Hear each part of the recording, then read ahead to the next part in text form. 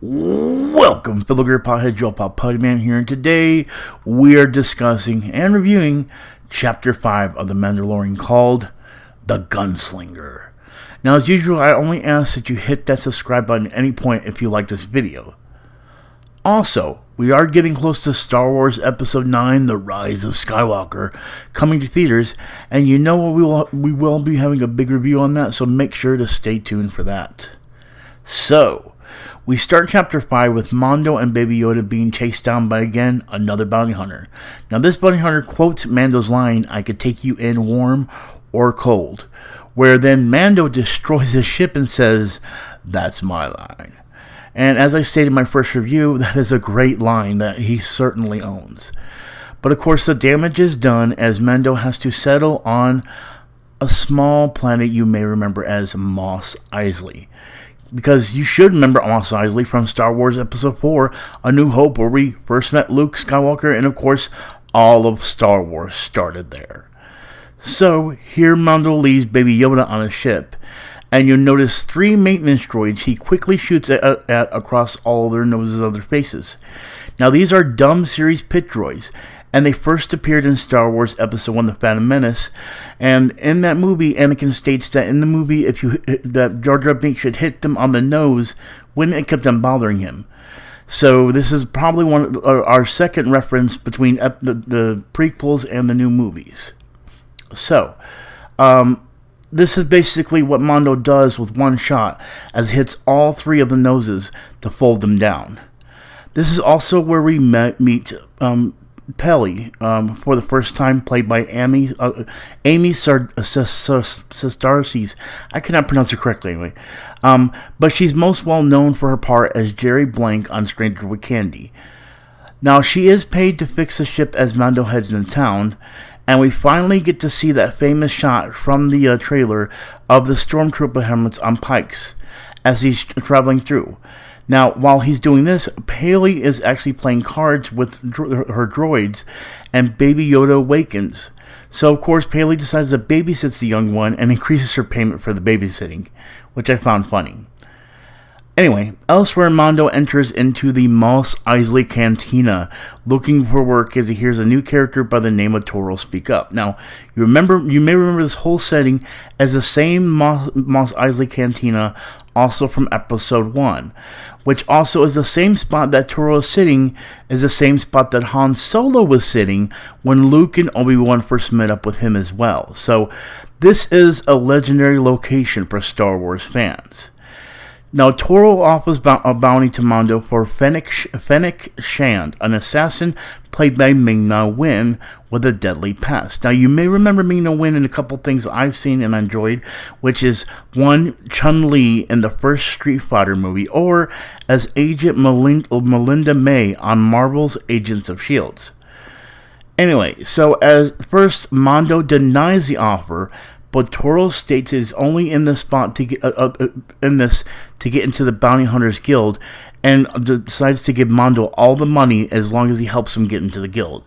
So Mando accepts, and both of them leave on speeder bikes while leaving Baby Yoda with Peli. Now, I don't know if you remember, but speeder bikes are another reference and Easter egg from Star Wars Episode 6, Return of the Jedi, when you see Luke and Leia both flying, or you're using the speeder bikes to get away from stormtroopers.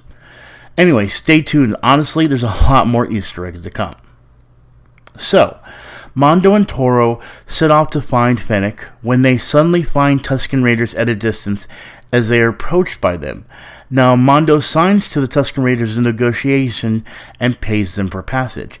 Again, Tusken Raiders are another creature that was first seen in Star Wars Episode 4, A New Hope, and you may remember them when they attacked Luke and C-3PO. So, Mando and Toro move on to find a dewback dragging a dead bounty hunter. Again, this is now another reference that goes back. It references back to Episode 4. Now, the dewbacks, interestingly, did first appear in Star Wars Episode 4, A New Hope, but only after the special editions were created. So, All the other characters that you're seeing, that originally happened, were actually, like, for example, Han Solo, the Mos Eisley Cantina. Those are things that actually happened in the original Star Wars that were never edited out and never put back in. But the dewbacks never appeared in the initial release of the movie.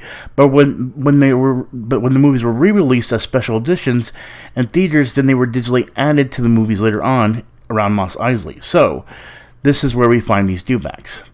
Anyway, Mando finds that the dewbacks is a trap as they are sniped by Fennec Shand.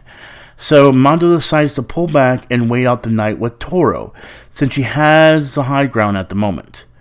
Then at night, they make their move on her using flash grenades to blind her vision as she's shooting to get closer. Now, when she's finally pinned and handcuffed, Mando has to leave her and Toro behind to go back and get the dewback because of lack of transportation. Now, during this long trip gone, she tries to convince Toro to side with her for the bounty on him and Baby Yoda. Now, it first seems that Toro is going to agree to side with her, but in return he shoots her and decides to have it all for himself. He leaves her behind, and Mando returns to find her dead and Toro gone. Of course, you think she's dead, but we do see later that she might be still alive because as somebody approaches her. We have no idea who it is, but actually, that should be something for a later episode.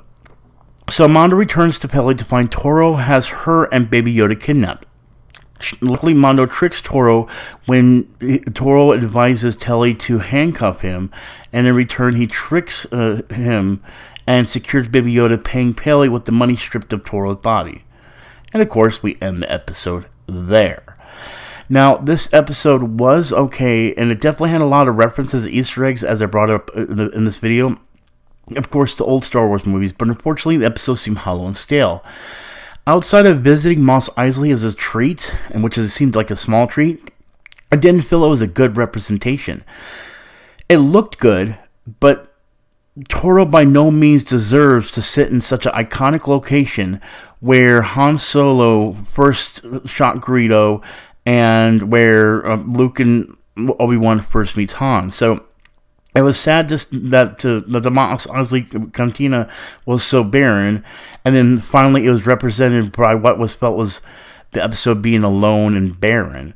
And of course, then Toro being this ass that he is, this ends up showing why he should never sit there. Honestly, the Mos Eisley being barren, the whole thing of him being in that location where Han sat, basically showed to me how bad this episode was compared to A New Hope. But I want to know what you think. Comment below with your thoughts and your ideas of this episode. Also, make sure don't forget to hit the subscribe button. It's a big deal. It makes the channel grow, and it's very appreciated. Anyway, there you have it. That was Chapter 5 of The Mandalorian. I want to thank you all for watching. I hope you enjoyed this episode. Make sure you go back and check some of my other episodes of the other reviews I did, of the better episodes, I think. And as always, I am Putty Man with Gamer Potheads. And do not forget, we're all about the high score. Peace out, and I'll talk to you all later.